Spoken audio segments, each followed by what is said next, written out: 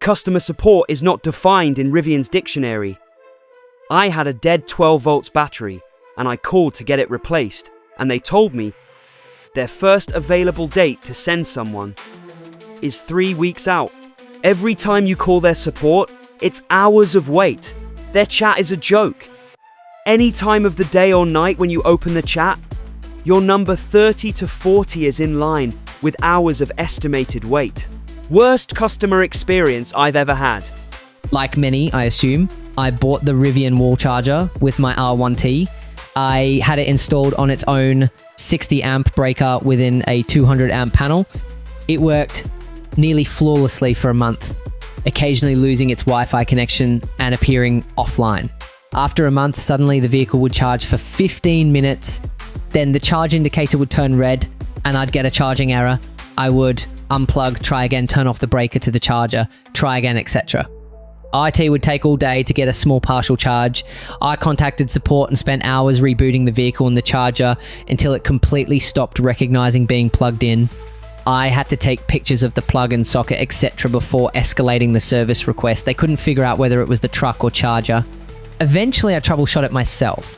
I had no trouble using the local fast DC or level 2 chargers, my juice box 32 amp at my cabin, and the portable Rivian charger worked fine too. So it was obviously the charger. I asked for service. They then insisted that I take photos of the inside of my electrical panel, zoom in on the circuit breaker, open the Rivian charger and photograph it. It worked fine for a month, then failed, but their explanation is that it's wired incorrectly. I bought a 48 amp juice box instead and had it installed on the same circuit. It's been working flawlessly for months and never loses its Wi-Fi connection. I can control the schedule, it logs every charging session, appears more reliable, but cost $800. I've contacted Rivian multiple times since. They've promised a refund my Rivian charger purchase, but I need to wait for an email for instructions to return it. It's been months. I get the runaround every time. They've even claimed that they accidentally filled out the wrong form. More than a week ago, only after I threatened doing what I'm doing now, warning others of the reality of ownership, did I get a returned phone call. He was very pleasant and apologetic and assured me that he would personally follow up to be sure I got the email with return instructions either that day or the next. Again, it never happened. It has cost me so much time to chase the promised refund, and it's only $500, so I'm going to give up. I'm going to toss the charger in the dumpster because I'm sick of having it take up space in my tight garage, and I'm sick of the aggravation of repeatedly asking them to follow through. I love the truck. It's a truly awesome vehicle. Despite a few bugs, I've driven it on several 700 GL 1 mile road trips. However, the support experience is horrendous when compared to traditional new vehicle ownership. I just wanted it fixed, but I had to do the legwork, the troubleshooting, and eventually buy the replacement part myself. I want to warn others so that they think carefully about the type of ownership experience they want when spending $85K on a vehicle. Just pray you don't need service after they have your money. I am a month in on ownership, and it has been a great experience, with the overall quality as well as the excellent performance. Well worth my 3-year wait. Extremely quiet on the highway, but has tons of power for acceleration. Corners amazingly well considering it is a pickup truck. I cannot think of a better vehicle, considering its versatility and power. Update: 4 months into ownership, and I am very glad I placed a pre-order in 2019 for this amazing vehicle. It has exceeded my expectations in its speed, handling, ride comfort, and practicality.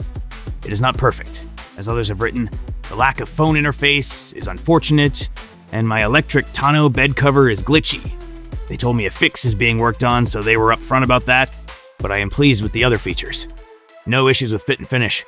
The storage in the front trunk and gear tunnel are great. The seats are very comfortable, and I have great headroom and legroom, needed at 6'6".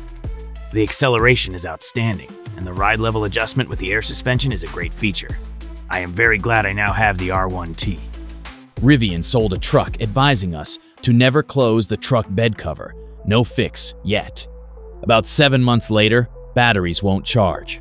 350 kilowatts charger couldn't charge truck. Rivian Service Center is so backed up, they can't even look at it for 10 days. Will be it weeks or months before we have a truck that works again? How long will fix last? Also, Rivian self-drive is far worse than other manufacturers' product. On many roads, including highways with clear lane strips, driver cannot activate self-drive. Both other brands we own don't have those problems. Will Rivian be here in 5 years? I wouldn't buy again. I love the truck R1T, not crazy about Alexa. Amazon features which are required for use, but beyond that, it is really fun to drive. Customer service not great 5 months after delivery, and they can't seem to get me my plates, so I am driving with expired tags, and no one at Rivian seems to be making it a priority. I am a long-time Tesla owner. I've bought 5 so far, and still own 3. S-Plaid, new Model 3 Performance, Highland, and Model 3 Long Range. I had a deposit on a Cybertruck CT since day one, just like I did for the original Model 3. A lot can change from when you originally put a deposit down on a CT, namely Rivian. I drove a Rivian when they became widely available. I was pretty impressed, but held out hope for the CT. I thought I'd wait until I had a chance to finally drive a CT and make my decision then. Well, long story short, I should have purchased the Rivian when they first came out rather than wait for the CT. The Rivian is an absolute joy to drive, and none of the polarizing issues of the CT. There is no special upkeep required. The fit and finish is outstanding on the Rivian. It is more comfortable, quieter, very quick, and does everything very well. I've never driven a pickup that handles as well as this. Put some sticky street tires on it and you could embarrass a lot of sports cars in the twisties. Even better on mine since it is the QM quad motor version with torque vectoring, which is similar to putting my Plaid in track mode where it enables it. It has a lot of nice touches and well thought out things. The only place Rivian lags behind Tesla is autonomous driving. FSD is a mixed bag on my Teslas, and I still don't think it is ready for prime time, but it is clearly superior to anything Rivian has. As for basic autopilot on Tesla, I think the Rivian is pretty close there. In some ways better, some ways worse. One thing I love about Rivian is the adjustable brake regen. The standard mode is pretty comparable to Tesla's one and only choice. Used to be more. The high regen on the Rivian is really stout.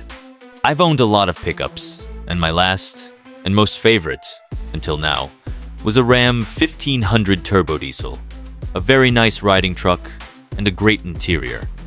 It was reliable, efficient, comfy, and a great daily driver. As good as it was, the Rivian is better in almost every way other than bed length. The stock 4.5 bed on my Rivian is more than adequate. It is one of the best EVs I've ever owned, and one of the best vehicles ICE or otherwise I've owned. I thought I'd also try SUVs even though I had a CT on order. So I drove the current crop of those, and of course, the Rivian R1S. I have to say the R1T rides much better, and is a better overall vehicle if you don't need to seat 7 or a third row seat. The R1T feels much better balanced when you drive it. Rivian hit a home run with this truck. I really regret not buying one sooner.